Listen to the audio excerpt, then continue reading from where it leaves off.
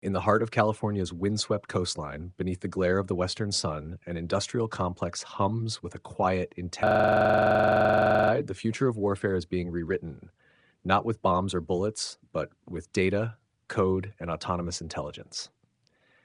At the center of this transformation stands a company that defies every traditional rule of defense contracting: Anduril Industries. Anduril is not a conventional weapons manufacturer. It is a defense technology company built on the belief that artificial intelligence, autonomy, and real-time data integration can transform the battlefield itself into a living, thinking network.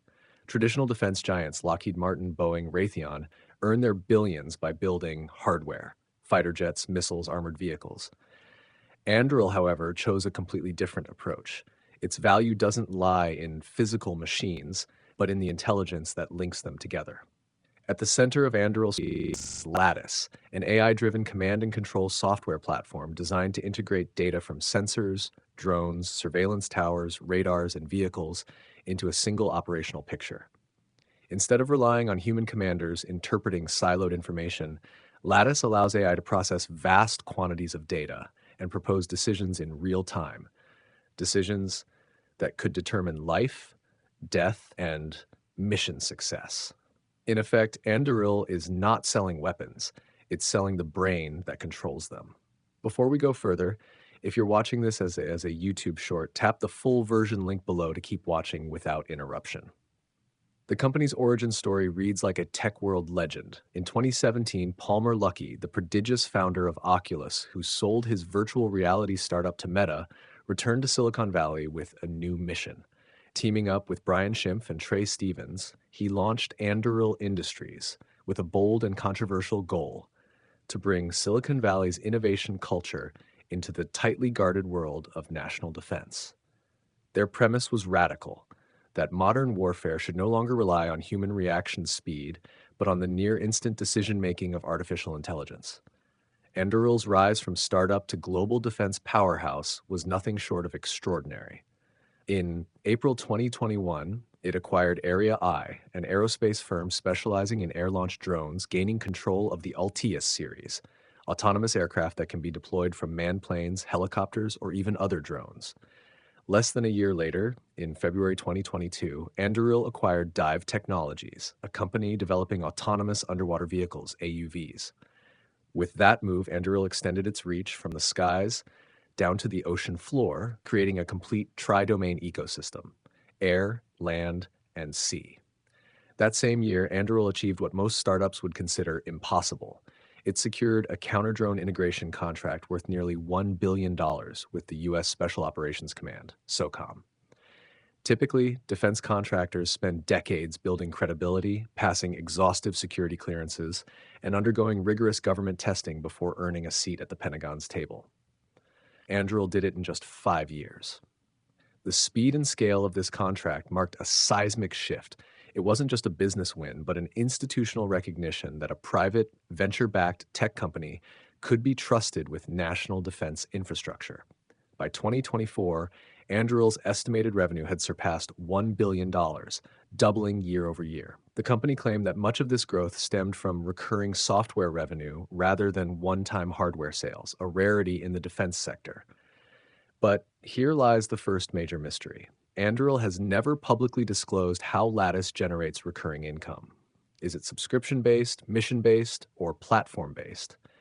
No one outside the company knows. In typical software firms, recurring revenue models are openly shared to attract investors and validate long-term profitability. Anduril's silence, however, invites speculation. Is the secrecy a matter of national security, or is it because the revenue model isn't yet stable?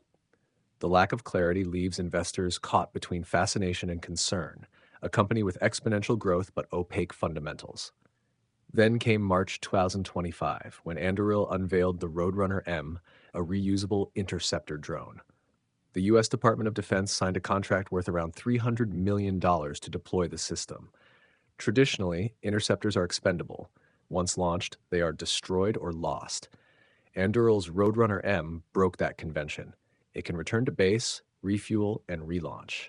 This innovation slashed operating costs and fundamentally altered how militaries could plan for sustained defense operations. It was another signal that Anduril was willing to take on risk and disrupt entrenched models of military procurement.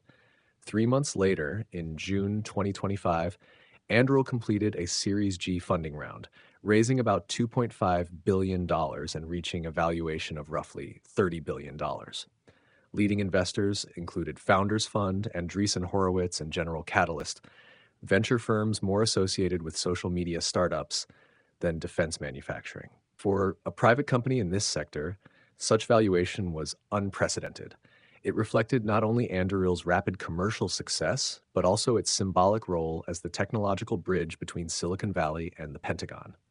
By August 2025, Anduril's global ambitions became unmistakable. It opened a Seoul office, forming partnerships with Hyundai Heavy Industries and Korean Air, and simultaneously delivered the Ghost Shark, a massive autonomous submarine, to the Royal Australian Navy under a $1.7 billion odd contract. Such deals are normally awarded to multinational defense consortia after long bureaucratic negotiations. That Anduril secured it independently suggested something deeper, a geopolitical endorsement from allied governments who saw the company not just as a contractor, but as a strategic asset in the West's defense network. Meanwhile, the state of Ohio announced the Arsenal One project, an enormous autonomous systems manufacturing facility built in partnership with Anduril. The state pledged roughly $300 million in subsidies, with over 4,000 jobs expected. Scheduled to open in July 2026, the site would mass-produce drones, submersibles, and AI-integrated defense systems. Traditionally, defense contractors outsource such manufacturing to reduce fixed costs. Anduril's choice to internalize production was a daring deviation from industry norms, signaling a long-term commitment to scale, but also introducing enormous capital risk. Each of these milestones deepens the mystery around Anduril's core. How sustainable is its business model? Revenues are soaring, but the underlying profit mechanics remain hidden. Heavy reliance on government contracts exposes the company to political risk, while massive investments in manufacturing could strain cash flow if orders slow. Yet investors continue to flock toward it. Why? Because Anduril is not simply a defense company. It is redefining the concept of modern warfare itself, turning conflict into a software-driven ecosystem. At its core, 4 fundamental questions remain unanswered. First, does Lattice genuinely generate recurring revenue at scale? Second, can Anduril's hardware delivery schedules remain stable as production expands? Third, how resilient are its government contracts in the face of shifting budgets or administrations? And fourth, when and how will the billions poured into projects like Arsenal One begin to return value? When those 4 mysteries are finally solved, Anduril will no longer be a speculative vision. It will be a verified institution, a fusion of technology, capital, and strategic power reshaping global security. Before we close, ValueStir invites all viewers to share your thoughts and stock or crypto tips, whether listed, private, or pre-IPO. Leave your suggestions in the comments so we can feature them in future analyses. And to everyone who watches, subscribes, likes, comments, and shares our videos, thank you sincerely. Your engagement drives us to create sharper, deeper, and better stories every time. This was ValueStir.